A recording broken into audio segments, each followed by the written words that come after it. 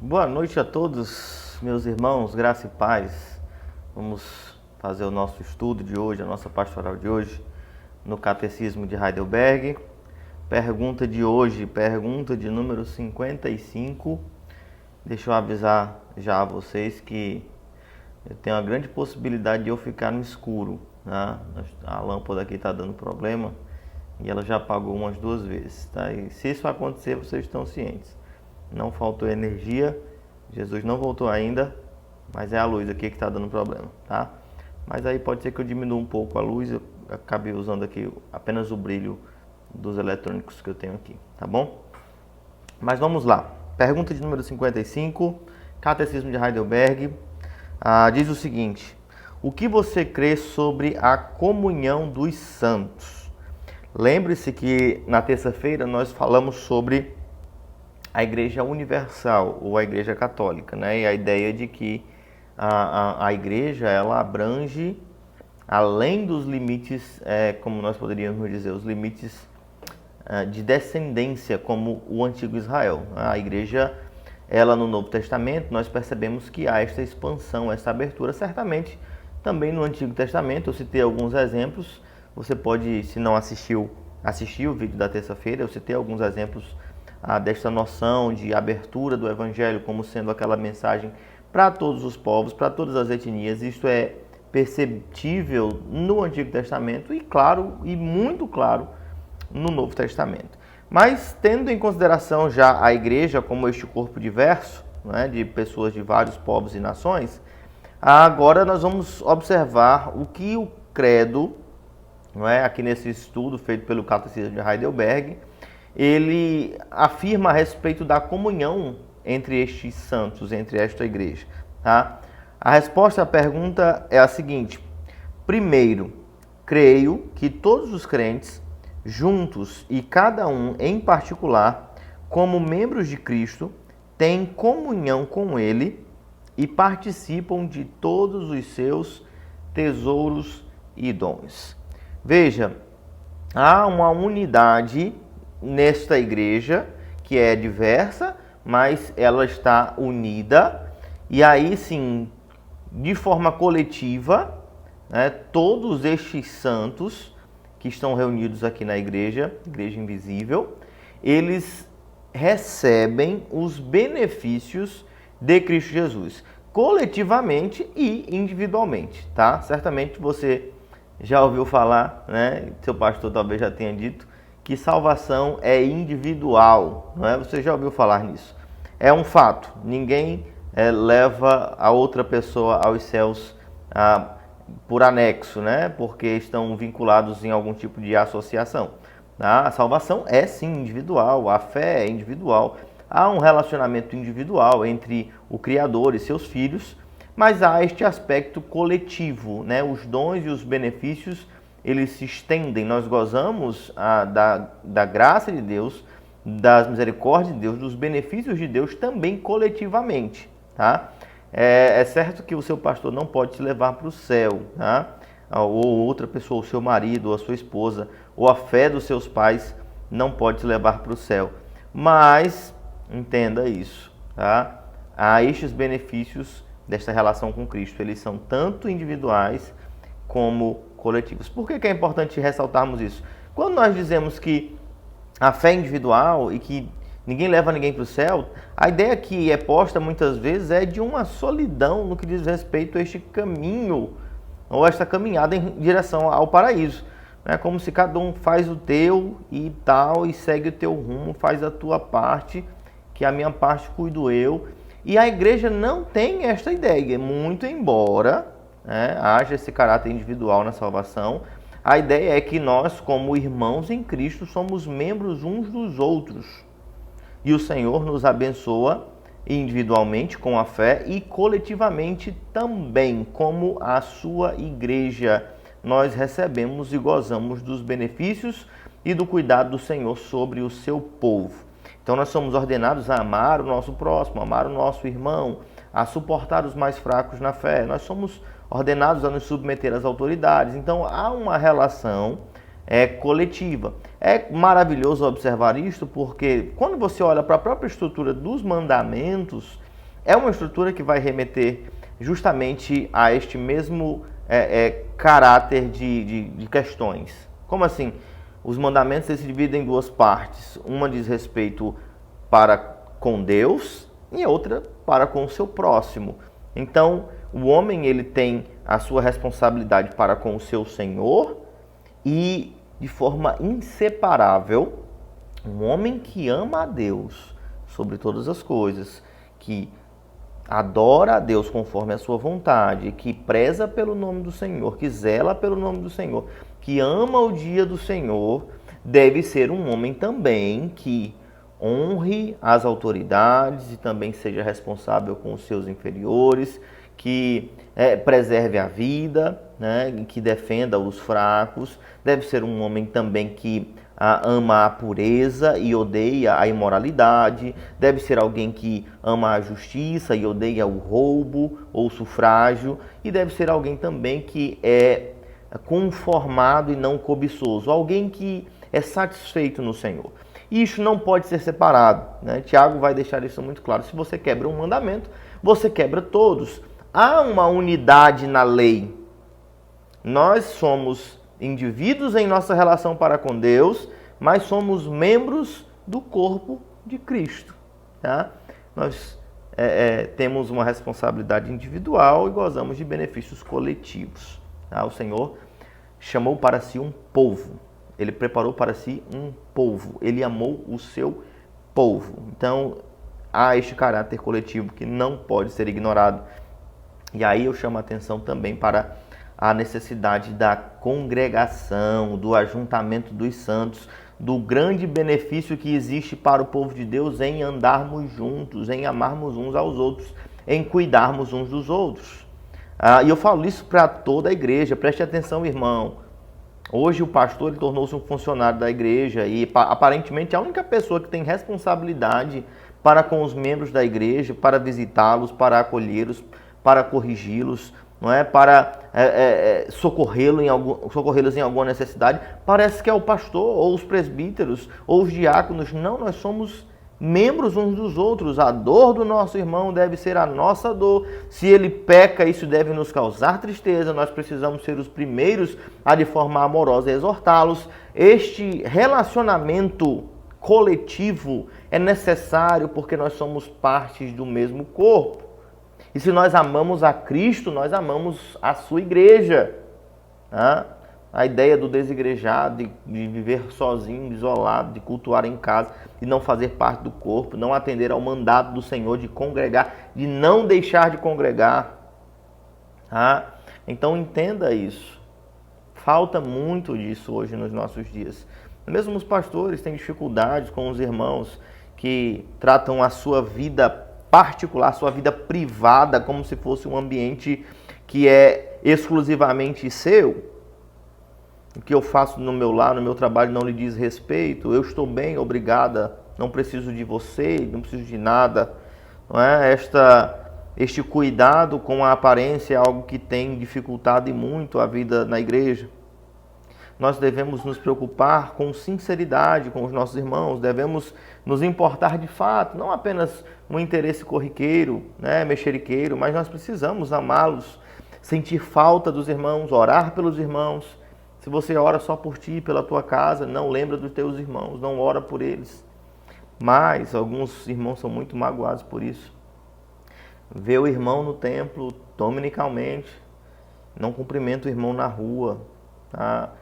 Nós precisamos estreitar os nossos laços. E lembre-se, estou falando da igreja local, mas também de nossos irmãos que fazem parte de outras denominações que são de fato cristãs, que amam a Deus, que seguem a sua palavra. Nós precisamos entender que o corpo de Cristo ele é muito grande e nós estamos inseridos nele. Então, A primeira característica que o Catecismo de Heidelberg vai chamar a atenção é que a comunhão, não é? Esta unidade, ela existe por causa do Espírito Santo que nos une, que habita em nós e nos une ao corpo de Cristo e também nos une uns aos outros, tá? E mais, com esta união e com essa união com o Criador, com o Redentor, nós temos também os benefícios que ele conquistou. Veja, Romanos capítulo 8, versículo 32 diz: aquele que não poupou o seu próprio filho, antes por todos nós o entregou. Porventura não nos dará graciosamente com ele todas as coisas? Ora, se o Senhor não poupou o seu próprio filho para nos fazer o bem, para nos redimir, para nos comprar para si, ele vai nos negar ou alguma coisa, ou não vai nos dar juntamente com o seu filho graciosamente todos os benefícios que ele conquistou, tá? Nós recebemos desta união um benefício maravilhoso. Agora nós somos filhos de Deus, herdeiros de Deus, co-herdeiros com Cristo. Então nós gozamos de todos os benefícios que foram conquistados pelo nosso Senhor. A justiça de Cristo é nossa, tá? Nós somos justificados mediante a fé. Nós somos justificados e não porque a nossa fé, não é? A fé é o Senhor que nos dá e a justiça nos é aplicada pela união que há entre nós e o nosso Redentor. Nós estamos unidos a Ele, então a justiça dele é a nossa justiça. Não por obras, para que ninguém se glorie. Então nós recebemos com Cristo todos os benefícios que Ele conquistou, não é? Perceba o que diz o versículo 17 de 1 Coríntios, capítulo 6, diz: mas aquele que se une ao Senhor é um espírito com Ele, né? E mais, no capítulo 12, versículos de 4 a 7, ora, os dons são diversos, mas o Espírito é o mesmo. E também há diversidade nos serviços, mas o Senhor é o mesmo. E há diversidade nas realizações, mas o mesmo Deus é quem opera tudo em todos. A manifestação do Espírito é concedida a cada um, visando a um fim proveitoso. Este Espírito que nos une ao Senhor Jesus Cristo e nos outorga todos os benefícios que Ele nos dá, Ele também nos dá esses dons. Nós podemos servir a Deus. E se você puder fazer isso, faça, né? Leia em casa 1 Coríntios, capítulo 12, capítulo 13, capítulo 14. Leia, nós vamos encontrar uma igreja repleta de dons, de benefícios que o Senhor deu, e o Senhor instruindo a esta igreja, porque eles estavam usando estes dons para a sua própria glória, não é? E não para o bem dos irmãos. E aí o apóstolo Paulo vai tratar esta questão e vai demonstrar que o amor é o dom supremo, mas não um amor qualquer, mas a ideia de que nós devemos usar os dons que o Senhor nos deu para o bem do seu povo. E esse amor não é o amor de marido e mulher, né? Sempre se lê 1 Coríntios 13 em casamentos, mas não é desse amor que o texto fala. Ele fala do amor entre irmãos de fato, não é? Então, de que me adiantaria falar em línguas, ter o poder de cura, se estes dons não servirem para o bem do corpo de Cristo? Tá? Então, esta é a ideia do texto, que nós devemos almejar e buscar os melhores dons e poder servir aos nossos irmãos. Imagine só, poder ser um instrumento de Deus para a edificação da fé daqueles que congregam conosco, que agora professaram a fé em Cristo, que estão dando os seus primeiros passos, nós podermos auxiliar-lhes no discipulado, fortalecer-lhes nas suas lutas particulares, nas suas dificuldades. A igreja é um ambiente perfeito para este suporte, para este incentivo, né, na caminhada da fé. Então deve ser este ambiente saudável. Ora, o Senhor nos trata como um rebanho, Ele certamente pastoreia o seu rebanho, mas há um grande benefício na comunhão dos santos. em nós crescermos e servirmos, né? Servirmos a Deus e servirmos aos nossos irmãos. Tá? E a segunda parte da resposta diz o seguinte: creio que cada um tem o dever de usar os seus dons com disposição e alegria para o benefício e o bem-estar dos outros membros. Nós fazemos parte do corpo, nós recebemos os benefícios conquistados por Cristo e nós, como membros de um corpo, temos o dever de usar os dons os quais o Senhor nos deu com disposição e alegria para o benefício e o bem-estar dos outros membros. É exatamente a ideia que o apóstolo Paulo vai desenvolver em 1 Coríntios, nos capítulos 12, 13 e 14. A necessidade de nós usarmos os dons que o Senhor nos deu para o bem do seu povo. Quando nós oramos pela igreja, quando nós oramos, como diz o Salmo 122, nós aclamamos, né, pela paz de Jerusalém, que haja paz entre os muros de Jerusalém, e nós vamos buscar sempre o seu bem. Aí Jerusalém não é uma cidade, não é um templo, é um povo, né?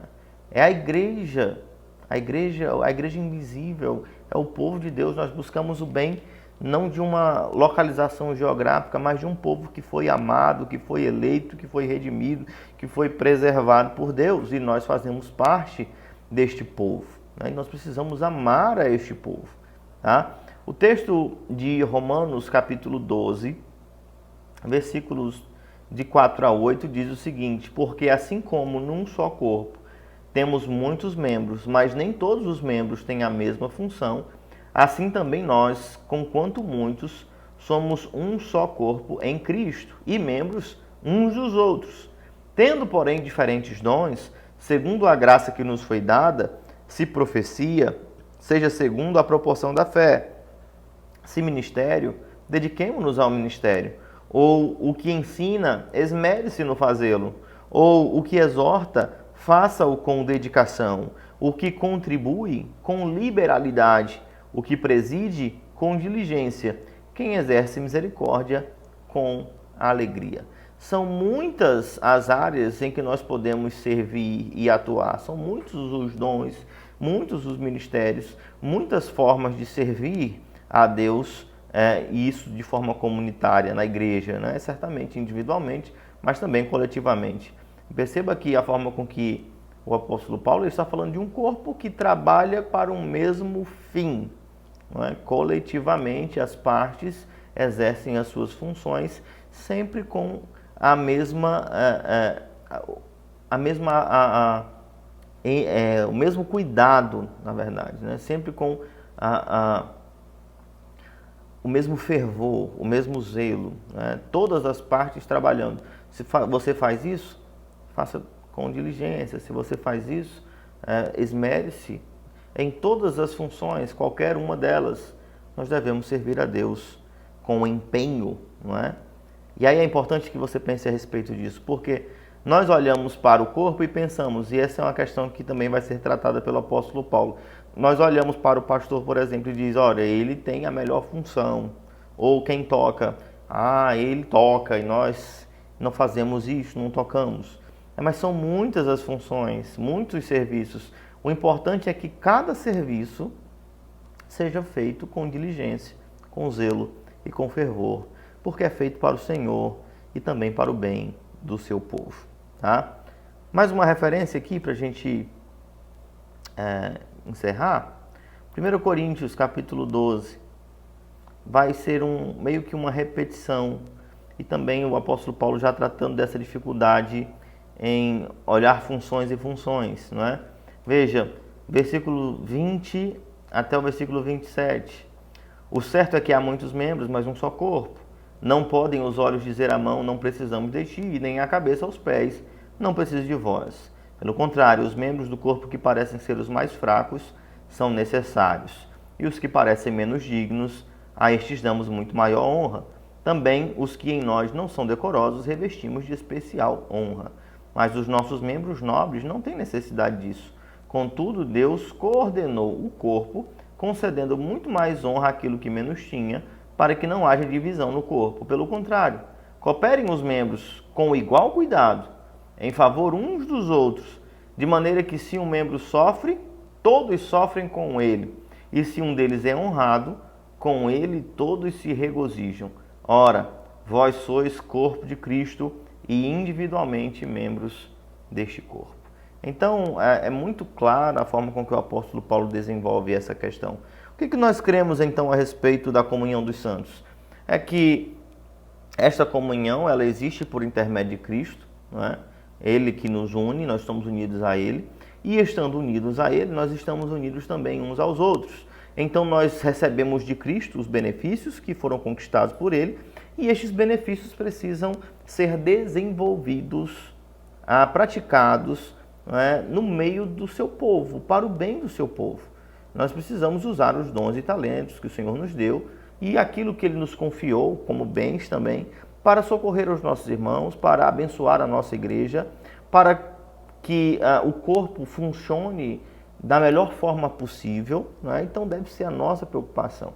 Você olha para a igreja, você olha para as famílias, olha para os irmãos e pensa, olha, o irmão fulano de tal, fulano está fazendo isso, fulano está fazendo aquilo, eita, mas fulano é aquilo outro. Pense dessa forma, nós somos membros uns dos outros. Se o nosso irmão está sofrendo, nós devemos sofrer com ele. E não é apenas demonstrar que você está se compadecendo, mas de fato ver o nosso irmão enfrentando dificuldade também deve tocar o nosso coração. Não é apenas algo externo. Nós precisamos nos incomodar quando o nosso irmão falha, quando ele cai, nos entristecer com o pecado do nosso irmão e buscar sempre o bem do corpo de Cristo como um todo. Tá bom? Então, irmãos, tendo o nosso tempo já chegado ao seu limite, nós vamos continuar na próxima semana. Tá? Ainda falta muito para nós terminarmos aí o nosso catecismo e os estudos do catecismo. E muito provavelmente nós vamos retomar, provavelmente já no mês de outubro, os nossos encontros presenciais durante a semana, tá bom? Terça e quinta, mas isso ainda está pendente de decisão do Conselho. Mas o meu desejo é continuar gravando as pastorais e até concluir o Catecismo de Heidelberg, podermos ter todas elas salvas, para servir também, para estudo, para algum irmão que queira conhecer um pouco mais sobre a doutrina, sobre o que cremos.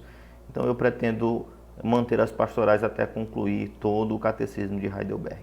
No mais, peço que estejam orando pela liderança da igreja, pelos membros deste corpo e mais por toda a igreja de Cristo no nosso país. Se aproximam aí os dias de eleições, de embates políticos, e a igreja de Cristo, mais do que nunca, precisa estar unida, e trabalhar de forma unida, pensando no bem do povo de Deus, pensando no bem e na glória também do nosso Senhor.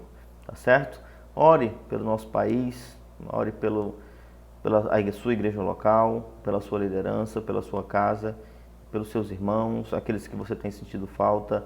Ore, ligue, visite, ame estes irmãos. Vocês são amados pelo Senhor e nós amamos porque o Senhor nos amou primeiro. Forte abraço a todos, que o Senhor vos abençoe.